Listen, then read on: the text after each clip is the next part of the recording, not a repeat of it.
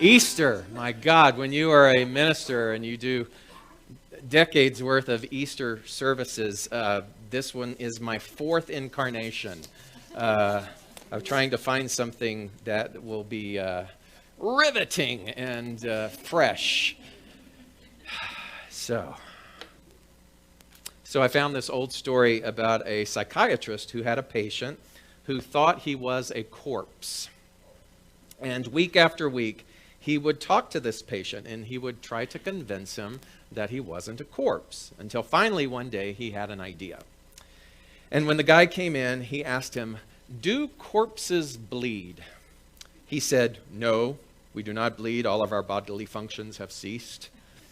To which the psychiatrist then took a pen out of his desk, pricked the patient's finger, and said, "Ha, there, what do you think about that?" Wow, corpses do bleed.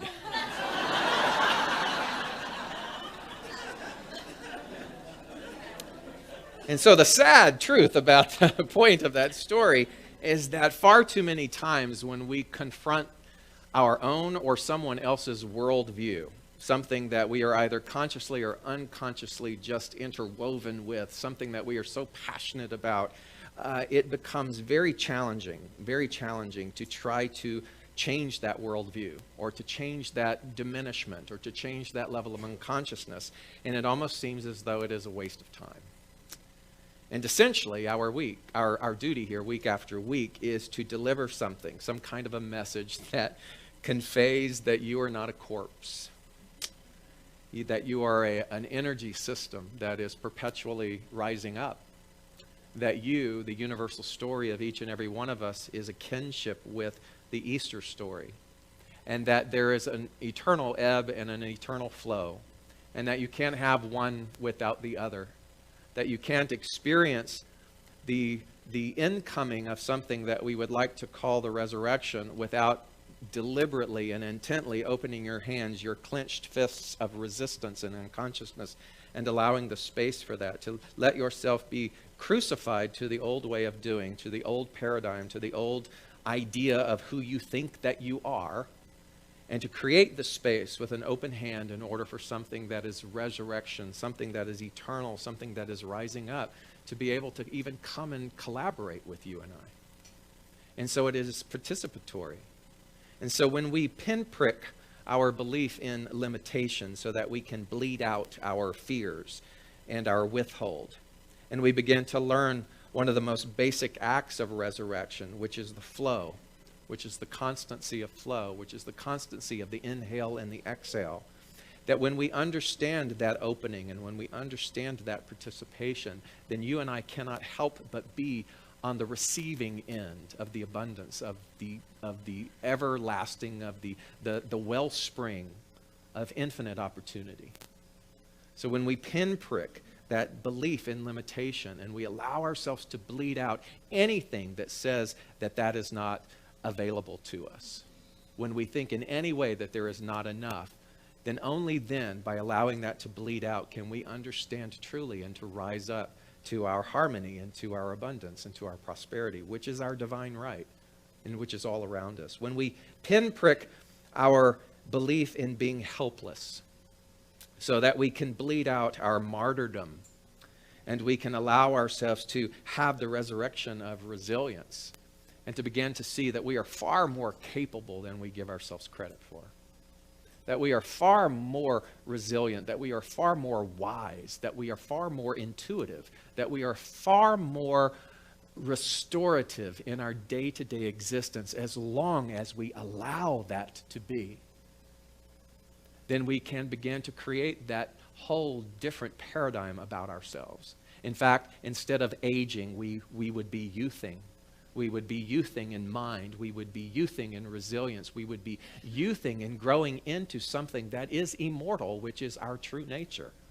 When we pinprick our belief in being unlovable so that we can let bleed out all of this false idea of self-hatred and not being good enough, whatever it was that came to us in such a fragment of a moment of time somewhere in our domestication, and then we locked into that and we kept that alive within ourselves that says there's something repellent about us, or if they only knew who we were, then no one would truly, truly, truly want to be with us. And so we create the falsity of the best foot forward. Any of you operate with the best foot forward? You realize that unless you're going to hop for the rest of your life, the other foot has to come into play at some point. So you have to bring all of you. We have to bring all of us and realize that not just the beautiful manicured foot, but the one with the bunion and the wart is also a part of the holistic nature of you, because it is the totality of your personality. When you begin to pinprick away your belief in something being too unsolvable, so that you can bleed out your histrionics and your despair and open up yourself to the window of recognition for the fact that solution is all around us. Solution is all around us. Just like love is all around us, just like that which is the divine is all around us, then we stop our seeking and we just relax into the energy of that which is solvable. How do we resurrect ourselves then from believing that we are essentially a corpse, when everything through spiritual law tells you and I that we are eternal, limitless beings? And all of these are wonderful ideas, but it really comes down to practical application. And no matter how many times we revisit this story, and no matter how many times we dress up and we show up in life in order to avail ourselves of some kind of wisdom in which, by the way, we already have within us, what will it take? What will be the tipping point? What will be the overflow that allows us to take that application and begin to live from that? We're always crying out for a template. We're always crying out for practical application. We're always asking something outside of us, show me what to do. Show me what to do. And in the asking of that, if we would just pause and be still, we would see that that template has been afforded us time and time and time again. And so I hearken back to the days of my ministerial training and all of the work that is centered around the metaphysical interpretations around the Christmas story and the metaphysical interpretations around the Easter story. And I was reminded this week of studying what is called the last 7 expressions of the Christ, the last 7 expressions of the master teacher Jesus while he was experiencing his crucifixion. So these are the last sentences, and these sentences are then synthesized down to one centralized word. And if you really want to know a template for what it means to move from your unconscious corpse nature into your divine reality and to be more of that, then here is your template, and it is a template that you are very first and foremost familiar with and know this already. So the first sentence, the first sentiment was, Father, forgive them, for they know not what they do. Father, forgive them, for they know not what they do. Obviously, the centralized theme around that statement is forgiveness. We grow up in life being told that you must forgive. And we confuse this a lot early on in our journey because we think that we are asked to sacrifice a sense of self, as if we are having to condone the perpetrator, or we are having to condone the unsavory behavior, or we are having to marginalize our own well-being, and somebody else gets off scot-free. And we sort of think of that unconsciously with regards to forgiveness. But as we mature, and as we begin to understand energy, as we begin to understand ourselves as energetic beings, we start to understand that any marginalization or anything of withhold, whereby we close our heart, we close our mind, we close our love to another individual, that what we are actually doing is we are short-circuiting our eternal nature, and we are allowing ourselves to be cemented in a corpse-like state. When we refuse to forgive other people, what we're really doing is not hurting them. What we're actually doing is we are simply creating stagnation for ourselves and the inability to grow. So when Jesus the Christ, the master teacher said, Father, forgive them, for they know not what they do. Father, forgive them. The them is actually universal. So it's not just the person that we are forgiving, but we are forgiving ourselves for having the perception of the fact that they are not us. That actually what it is that I'm condemning is a very thing that is within me. If I refuse to forgive that which I'm seeing, then I'm actually refusing to forgive that which is myself. And so forgiveness is a cultivated practice. Some would even say it's probably the most rich and the most powerful of spiritual practices.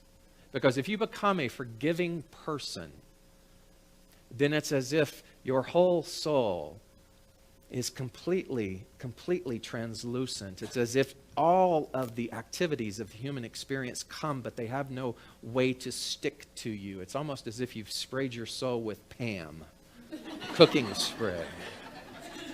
You know, New Thought doesn't have saints, but if we did have a saint, that the first saint would be Pam, you know, because things would just be able to slide off of us and there would be no condemnation.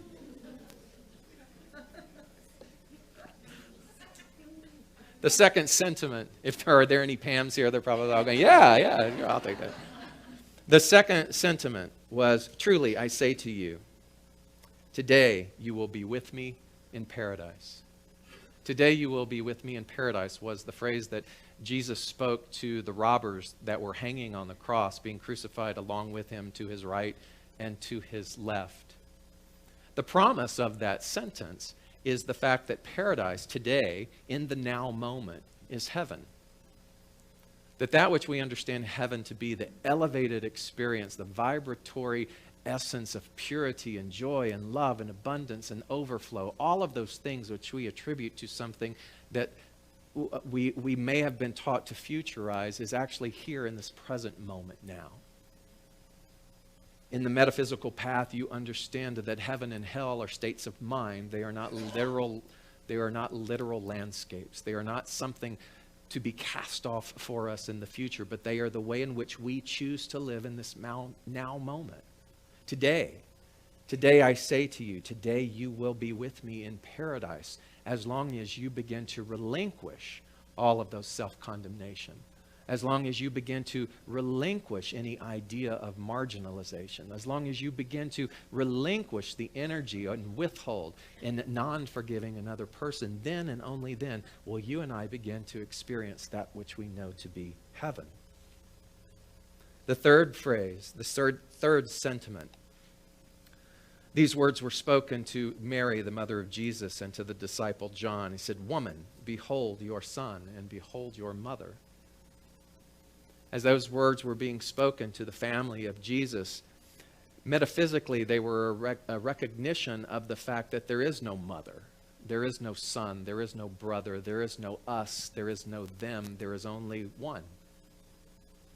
When I began to recognize the fact that there is only one, there's a huge opportunity for me in recognizing that the world is what they say, a mirror. That as I engage with other individuals, the very thing that is up for me, the very thing, it's invitational. Think of life as invitational. The energy of that invitation is showing me exactly what is in front of me in order to release and let go of, in order that I might spiral up, in order that I might rise out of my corpse-like nature. The world is a mirror. So when someone is aggravating, the very thing that I'm labeling as aggravating is the very thing that is inside of me. The world is simply showing a mirror to me. When I become angry at another, that anger and the thing that anger is directed at is an unhealed aspect within myself. The world is a mirror, and it is simply showing what it is that I have an opportunity to release in order to gain more clarity about my truth. When I condemn a subset of people, when I do label them as us and them, the world is opening up a mirror and showing me that the very thing that I'm condemning is a part of me. And so when I am to behold the Son and to behold the Mother and to behold the Father and to behold the Daughter and to behold all in all, what I am beholden of is the fact that you are I and I are you. And that the only reality is the oneness and the true God within. And so when I pinprick that divisiveness and I let bleed out of me the sacred unity of all sentient beings, then I do not mind the fact that the world is showing me a mirror. Because what it is affording me is the powerful lesson of what it is that I have been called to receive. The fourth sentence, my God, why hast thou forsaken me? When you reduce that down to one word, that word becomes truth. And it is the truth of our feeling nature. You see, corpses don't allow themselves to feel. But those who are on an evolutionary path, those who are understanding the eternality of themselves, realize that what has been gifted us is this realm of feeling. And when that feeling gets sparked and that feeling travels to that Genesis mark whereby then we emote it, that sometimes we are in the flow of that emotion and we allow ourselves to be happy, we allow ourselves to cry on occasions, we allow ourselves to feel the things that the world has told us it's appropriate to feel. But if you are an evolutionary being, if you are in the resurrection energy, do you not understand then that all feeling that is a part of that range of gifts that has allowed us to process must all be felt. So that when we are angry, we learn how to express our anger in such a way that it's not venomous, but it is an opportunity to release the energy of that anger so that we might return to the poise. We realize, my God, why hast thou forsaken me, is the vulnerability that we feel. If you do not express the vulnerability, then the vulnerability is never given the chance to breathe. And what you repress, you and I continue to carry with us for the rest of our lives. Pause for a moment and think how many decades worth of unexpressed feeling and emotion that you carry inside of you. For the master teacher, Jesus, to explain, my God, why have you forsaken me?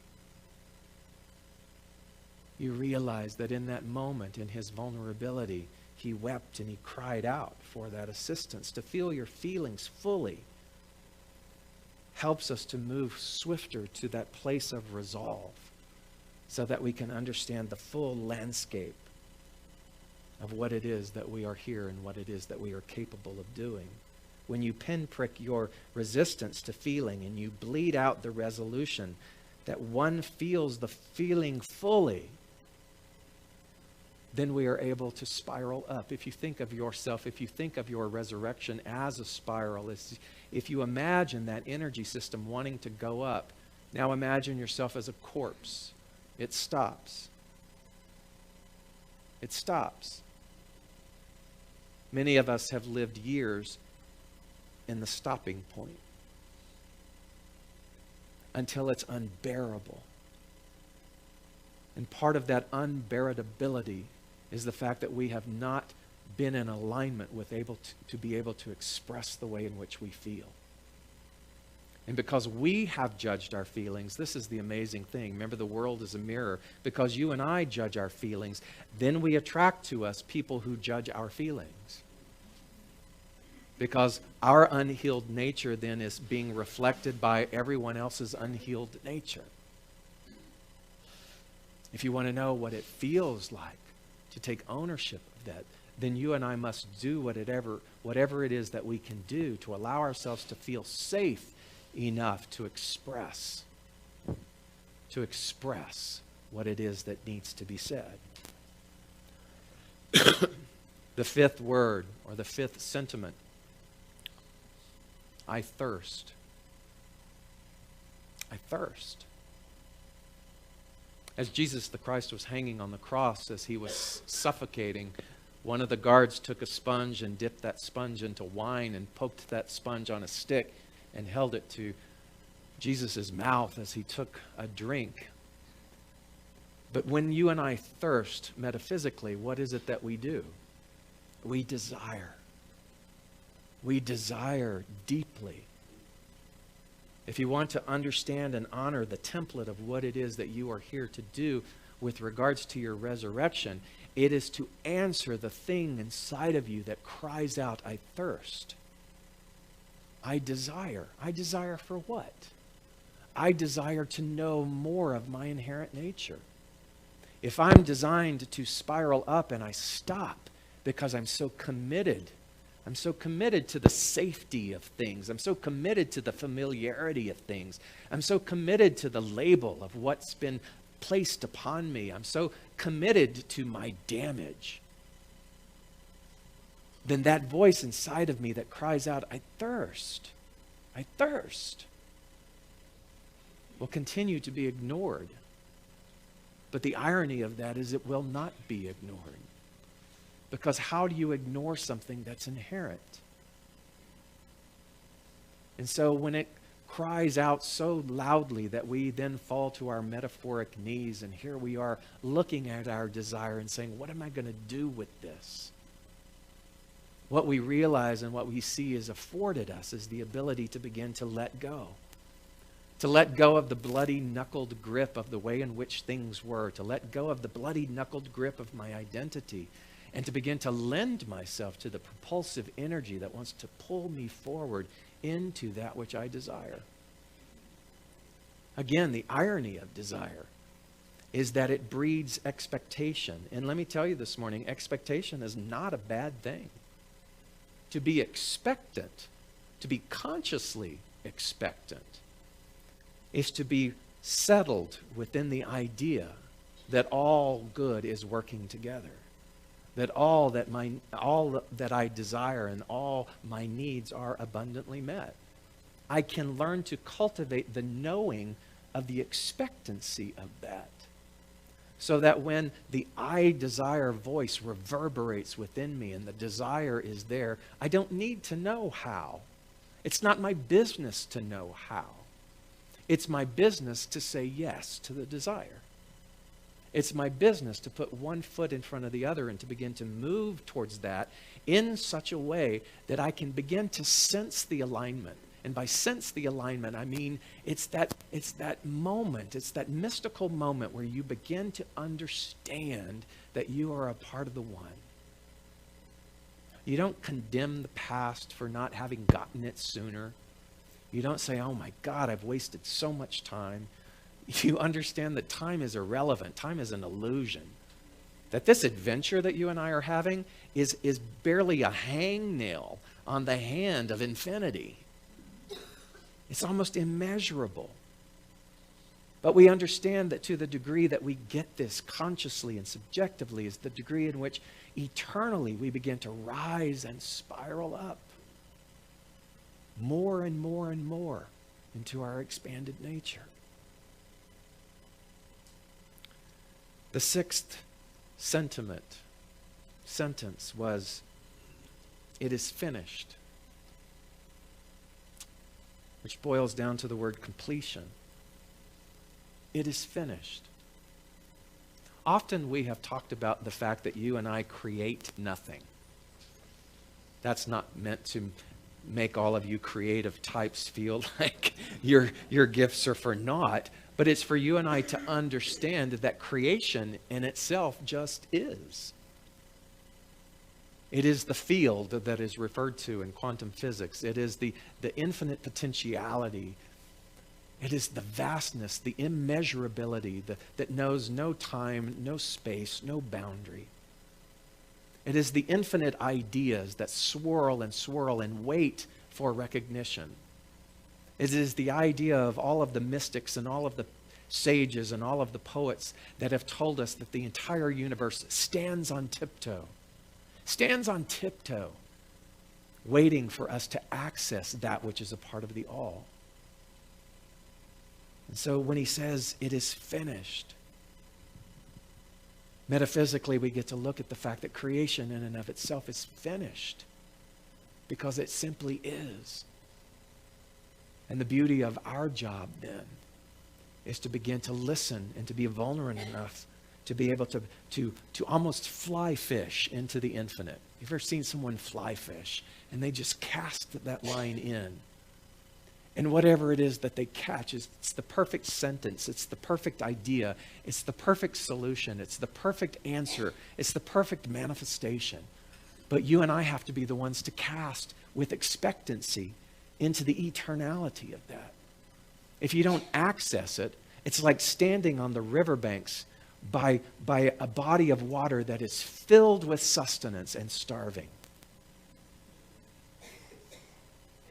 And many of us who are so loyal to our corpse-like nature stand on the banks of a waterway that is well stocked with sustenance, and we talk about the fact that we are starving.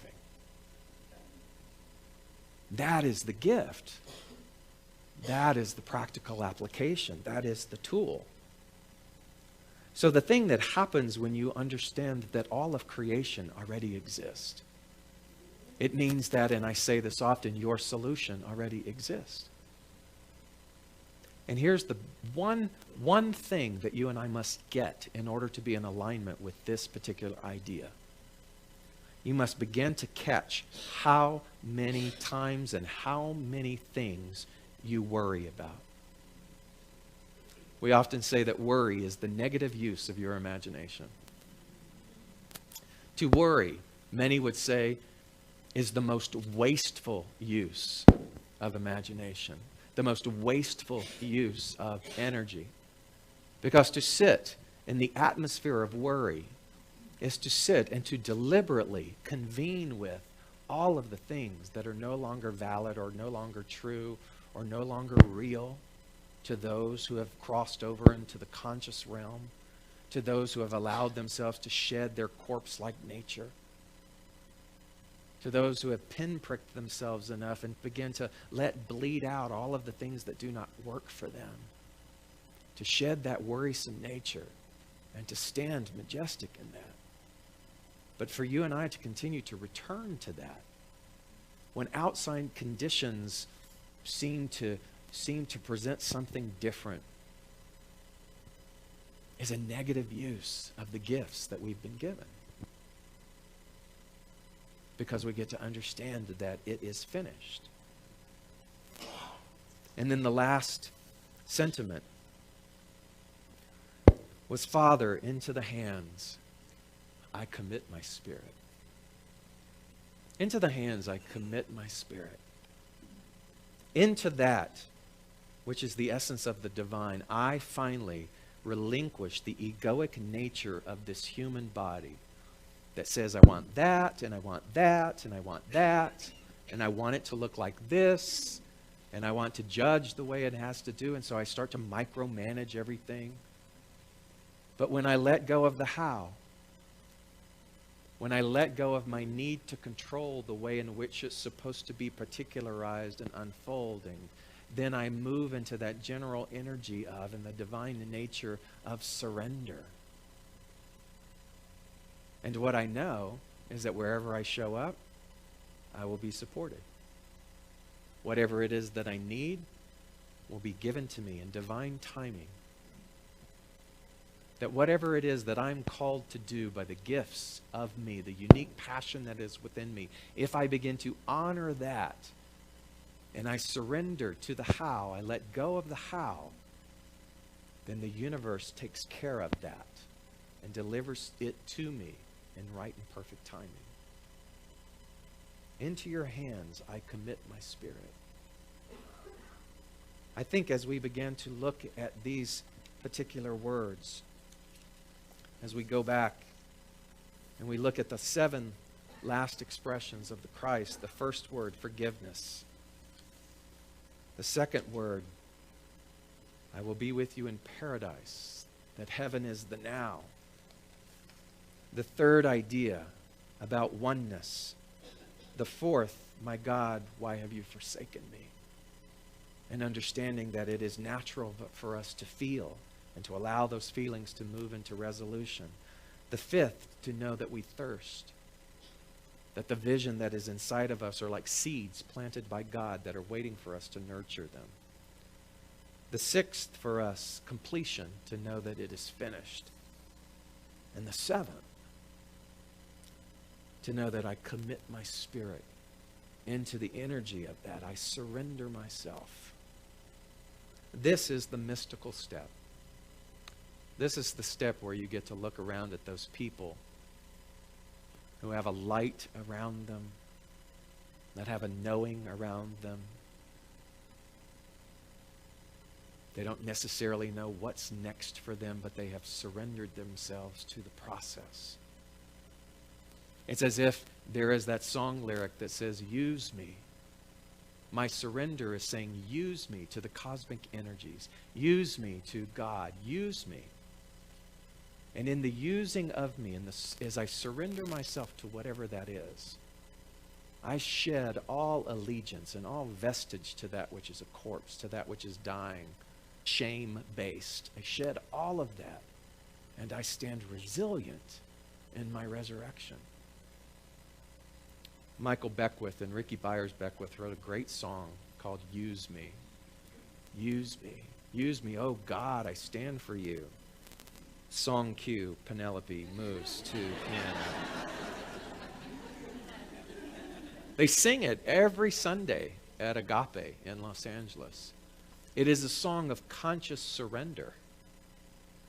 It is a song of conscious resurrection. If you know this part, sing it.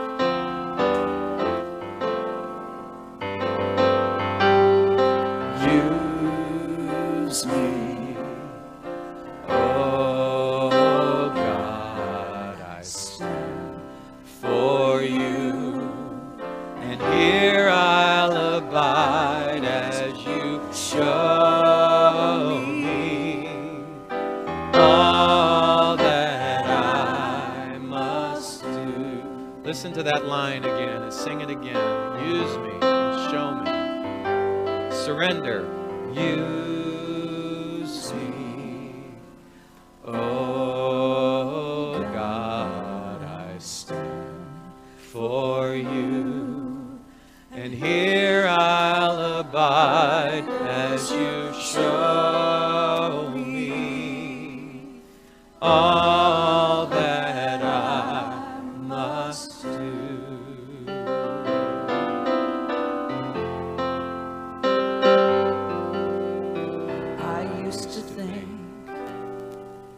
That God was the Son, God is the Son, but God's so much more than the earth or the stars or all of creation.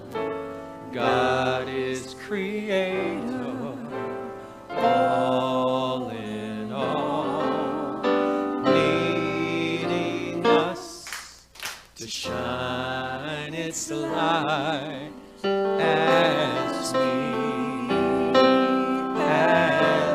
sing out, use me,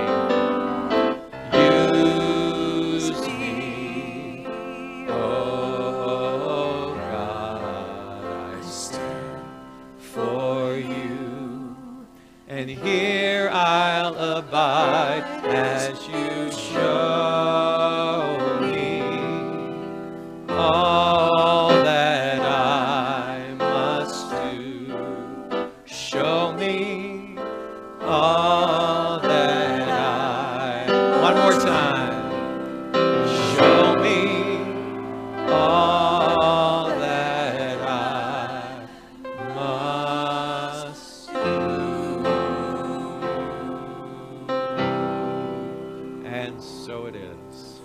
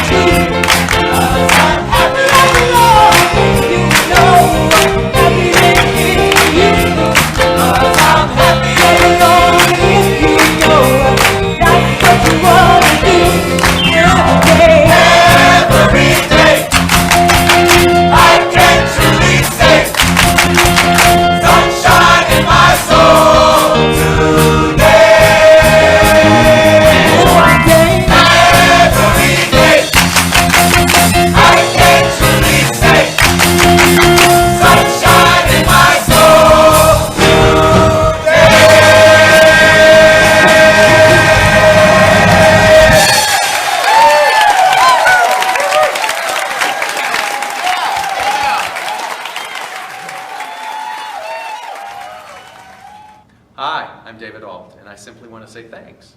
Thanks for taking the time to watch our broadcast here at Spiritual Living Center of Atlanta. We have a vision, and that vision is to reawaken all to their spiritual magnificence. And one of the ways that we are able to do that is through this very medium of broadcasting.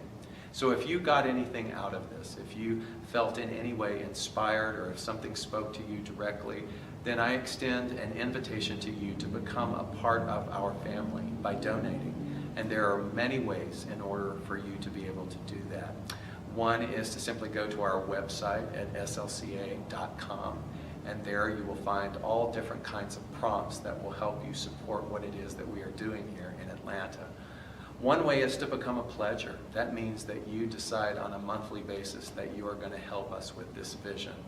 Another way is to donate through our management system called Fellowship One, another through PayPal, and another even easier way is on your cell phone. You can do what's called text to tithe, and that number is 404-796-7030.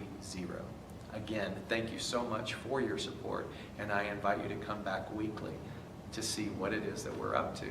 Blessings.